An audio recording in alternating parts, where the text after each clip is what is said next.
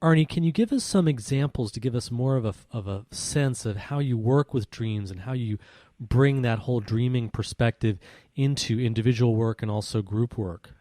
Well, there's all sorts of applications to what I've done with dreams. For example, I'm going to tell you a story, a very brief story about somebody who had angina heart problems. And he came to me. I was a Jungian analyst at the time. He came to me and he said, I heard you're interested in everything in life, not just dreams. I said, yeah. But before we go into dreams, tell me, what are you feeling in your body? What's your first person experience of angina? Oh, he said, I have a terrible knife feeling in my, like, hurts terribly. And then I said, aha. So there's a knife in your body there. And I said, now, what did you dream last night? And he said, I dreamed about a carving knife, a big one. So then I said to him, did you ever consider the possibility that maybe you should be sharper and get more to the point?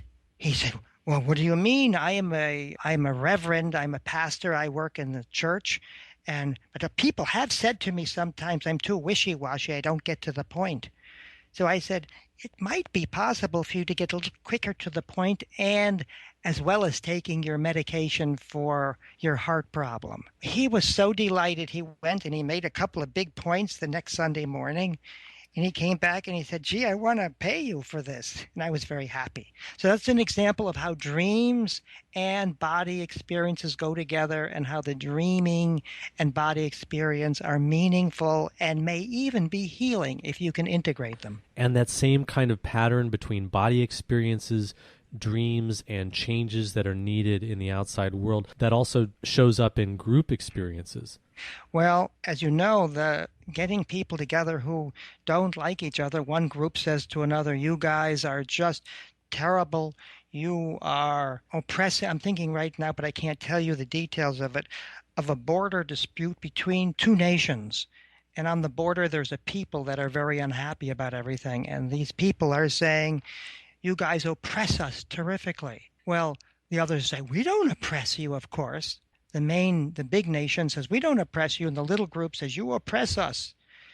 And so the oppressor becomes something in the air, is dreamlike. An oppressor is in the air. No one wants to claim they're the oppressor, even though the little group too has, I won't say the details, has endangered the bigger group, let me call it that way, tries to oppress them. So by playing out the oppressor, which is a power in the air, both groups start to act out the oppressor instead of just accusing the other group of it. They get into it and play it out. And through that, I say to them, now get to the bottom. What's behind the oppression? And I'm thinking of one particular group process and where both groups discovered the same thing. Behind the oppressor is an intense desire to be recognized and valued in their individual beauty, the way they really are. And it wasn't just to oppress and kill the other person. Behind the oppressor was something deeper. It was the desire just to be valued. And as soon as both groups could see that, they do value things in the other people. So that was a momentary or a temporary resolution. The dreaming here would be the oppressor, which no one wants to admit that they are.